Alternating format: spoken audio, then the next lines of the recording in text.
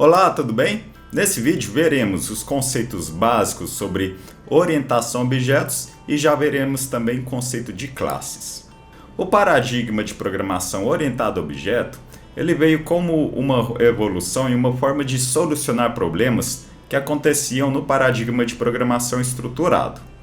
Então, para revisarmos, como é que seria um programa de forma estrutural? O programa ele é sempre inicializado a partir de um começo e de um fim, sendo que nós temos alguns problemas que podem acontecer, como por exemplo o problema de organização de código. Então o desenvolvimento de um programa em larga escala tem que ser muito bem planejado para que não ocorra redundância de código e as coisas fiquem mais fáceis de serem encontradas. Além disso, temos também esse problema de reaproveitamento de código já implementado, visto que um programa estrutural depende muito da documentação desse projeto. E também na organização do código desse projeto por contexto e responsabilidade do que cada parte do seu projeto vai implementar. Então é muito comum que nós tentemos resolver vários tipos de problema, tudo em um único código ou com o mínimo de módulos possíveis. Sendo assim, a definição da arquitetura de um programa estrutural, ele é uma atividade bastante complexa e depende muito então da experiência e da sinergia entre a equipe de programação. A partir dessas carências e desses problemas da programação estrutural, surgiu-se a programação orientada a objetos, em que tem como uma grande proposta a parte de reutilização de código. Reutilização de forma mais inteligente e também da divisão do seu projeto a partir de contextos.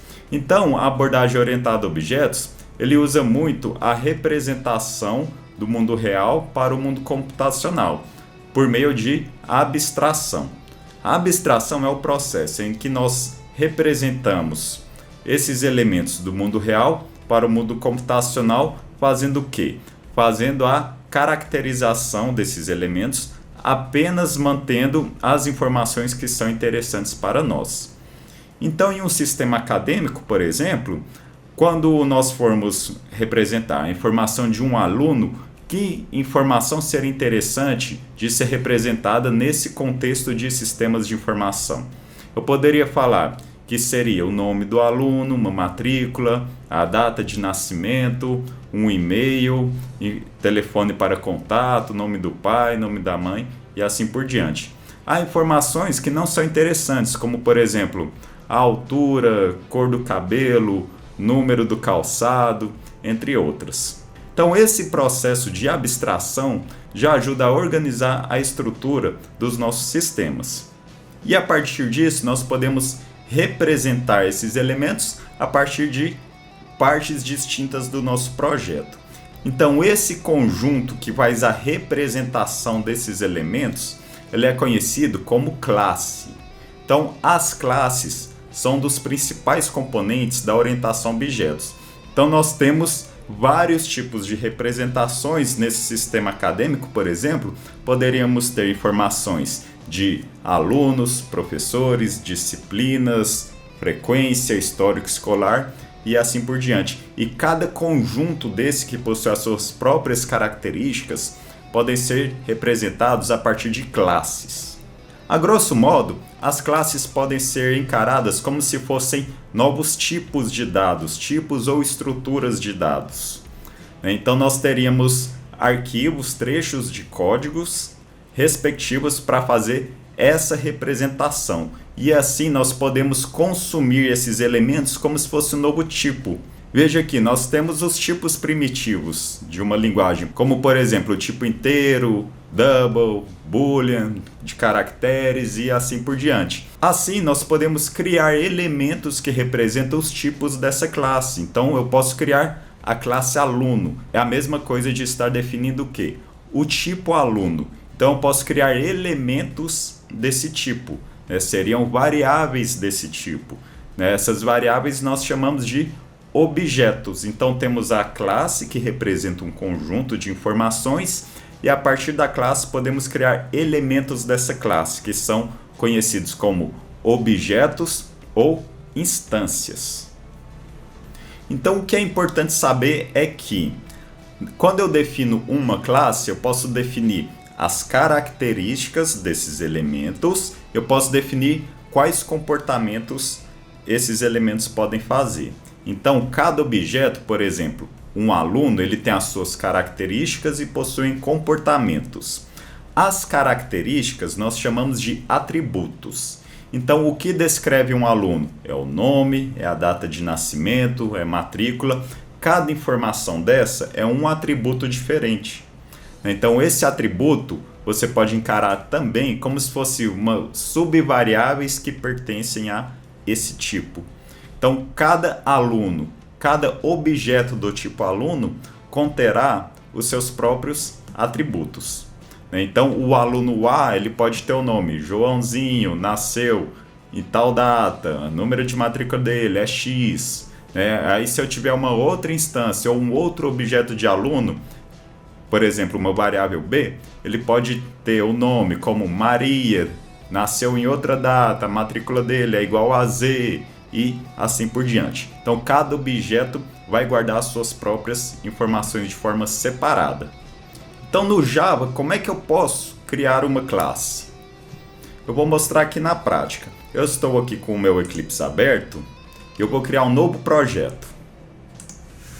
Vou chamar aqui de projeto OO, de orientado a objetos. E aqui eu vou criar uma classe. O Eclipse ele já possui um atalho para criar as classes. Eu vou aqui no pacote básico, no Source, vou clicar com o botão direito, vou em New, eu tenho aqui a opção Class. Então vou fazer essa classe aluno. Vou criar da seguinte forma. Então veja que eu já tenho aqui o escopo da nossa classe. Nossa classe chama aluno. Ele é um elemento no nosso projeto do tipo classe. E aqui é a visibilidade dessa classe. Eu já preparei um vídeo sobre esses modificadores de acesso. Nós temos público, privado e protegido. Então veremos com mais detalhes nesse outro vídeo. Então essa aqui é a nossa classe aluno.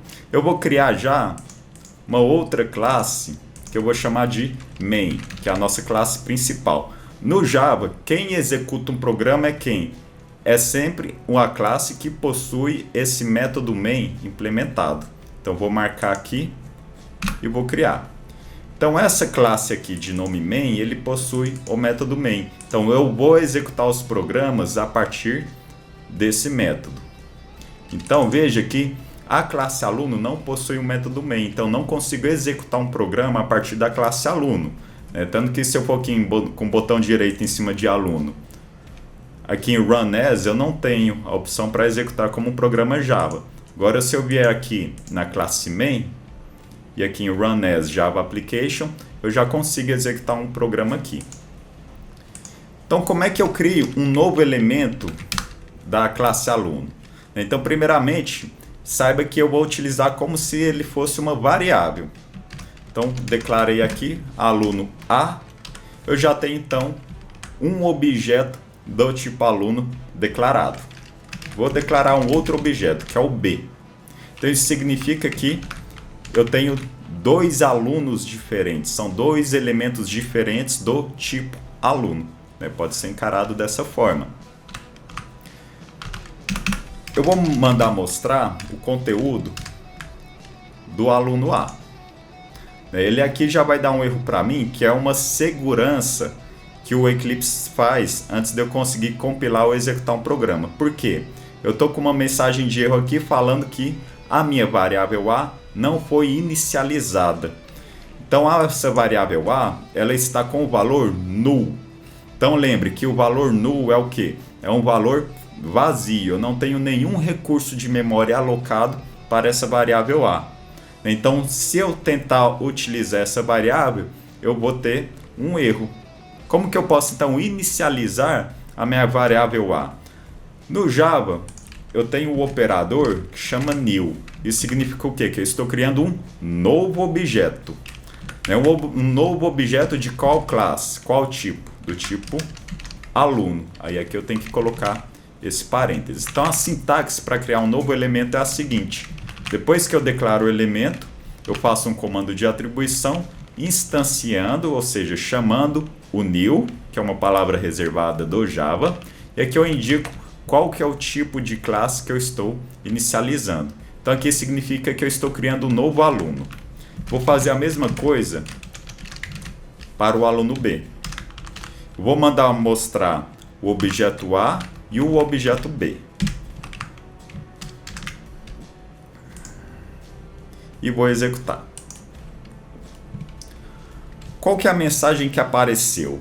Veja aqui que essa primeira linha eu tenho o conteúdo do meu objeto A e na linha de baixo do objeto B. O que significa isso?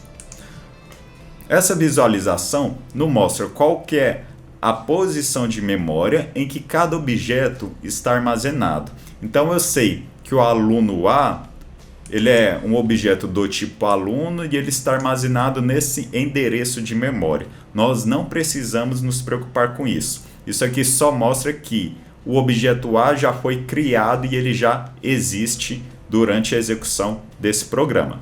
A mesma coisa para o objeto B. Então veja que o objeto A foi criado nesse endereço e o objeto B ele é referenciado nesse endereço de memória. Então são elementos distintos. Cada um possui a sua posição de memória específica. Tá? Então nos próximos vídeos veremos como é que funciona a criação e a manipulação de atributos das nossas classes e depois vamos criar os nossos métodos, que são os comportamentos das classes.